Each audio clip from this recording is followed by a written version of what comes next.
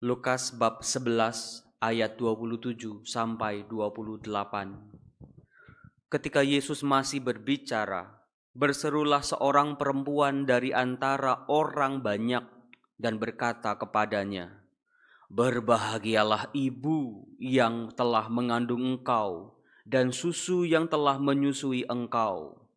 Tetapi ia berkata, "Yang berbahagia ialah mereka yang mendengarkan firman Allah dan yang memeliharanya." Demikianlah Injil Tuhan. Terpujilah Kristus. Saudara-saudaraku yang terkasih, meskipun lagi-lagi bacaan-bacaan dalam perayaan Ekaristi ini berseri dan bagus semua, dari bacaan pertama Mazmur, antifon Injil dan juga Injilnya, tetapi harus saya membahas satu kutipan dalam Injil Lukas tadi. Meskipun cuma 2 ayat dibacakan tadi, tetapi Injil ini sebetulnya kecil-kecil cabai rawit. Meskipun 2 ayat tetapi berbicara tentang banyak hal. Sampai saya bingung ini, waduh, inspirasinya luar biasa. Yang pertama, saya mau mulai dari Injil tadi menggambarkan seorang perempuan anonim. Namanya tidak disebut, maka setiap ibu, setiap perempuan yang membaca Injil ini bisa silakan memasukkan nama kalian di dalamnya. Perempuan ini berbicara tentang perempuan. Teman-teman yang terkasih, silakan hitung dalam Injil Lukas, bahkan dalam Injil Matius, Markus, Lukas, Yohanes, bahkan dalam Perjanjian Baru, bahkan dalam seluruh kitab suci. Ada berapa perempuan yang omongannya, yang kata-katanya ditulis dalam kitab suci ini? Jawabannya enggak banyak. Dalam Injil Lukas, seperti juga dalam Injil-Injil yang lain, perempuan begitu diceritakan dia berbicara sesuatu, nggak ditulis namanya. Atau juga ketika mereka berbicara, seringkali yang diomongin itu adalah permohonan yang menggambarkan situasi hidupnya yang penuh dengan penderitaan dan ketertindasan. Apalagi perempuan ini yang tadi ngomong, itu ada di Injil Lukas. Injil Lukas sebagaimana kita tahu adalah Injil kaum marginal. Injil yang memang diperuntukkan untuk orang-orang kecil, miskin, tersingkir, termasuk perempuan. Maka kalau kita baca sekali lagi, tadi dikatakan Yesus sedang berbicara. Figur laki-laki yang biasanya dianggap lebih hebat sedang berbicara. Tapi si perempuan ini seolah-olah memotong perkataan Yesus. Memotong atau mengganggu Yesus yang sedang mengajar. Dia spontan. Mungkin dia udah gak tahan lagi. Mungkin dia begitu kagum. Begitu, wah ini kata-katanya Yesus luar biasa. Sampai dia berkata, "Berbahagialah ibu yang mengandung engkau dan susu yang menyusui engkau." Dan juga saudara-saudara, kalau kita baca lagi ternyata si perempuan ini tidak hanya berbicara kepada Yesus, di depan Yesus. Tadi dikatakan di antara orang banyak, yang kebanyakan laki-laki.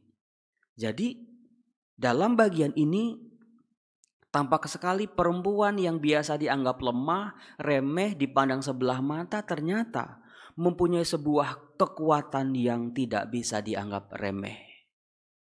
Di balik lika-liku perempuan yang tertindas, ternyata mereka bisa menghasilkan sebuah mutiara iman.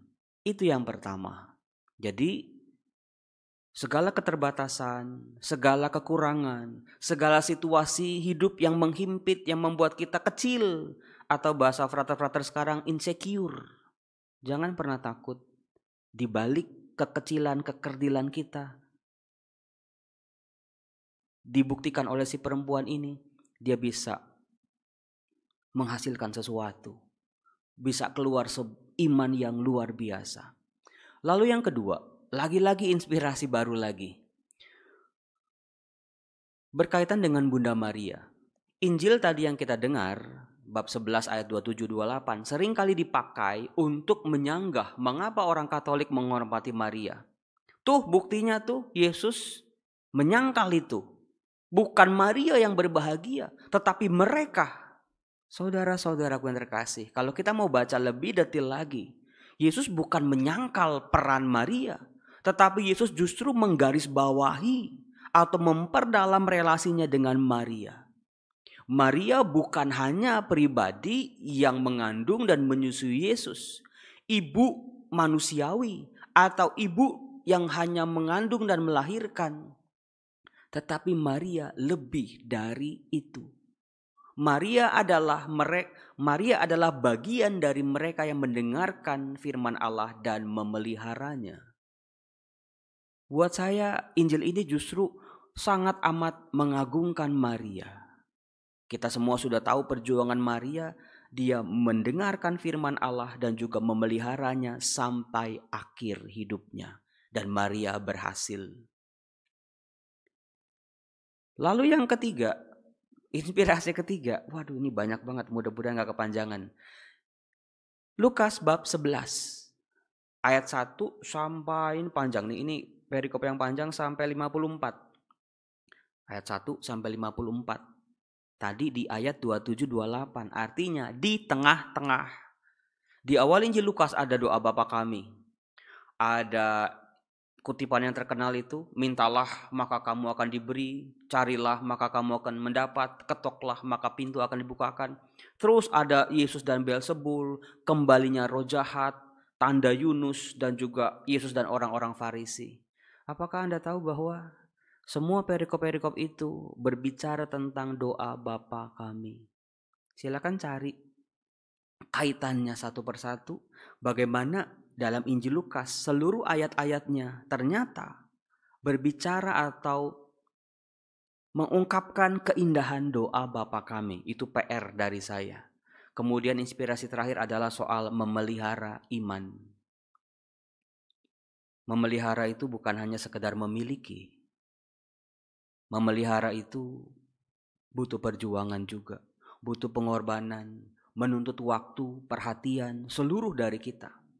Bagaimana dengan kita, para imam, calon imam, ibu bapak di rumah, memelihara janji suci, memelihara janji perkawinan, memelihara panggilan, nggak sekedar embel-embel, nggak sekedar status, nggak sekedar beli seperti barang, tidak.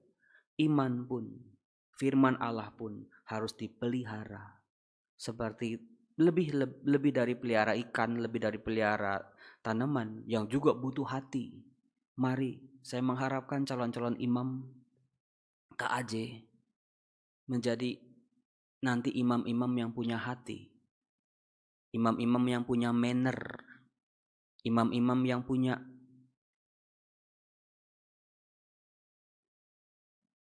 inner power dalam panggilannya. Amin.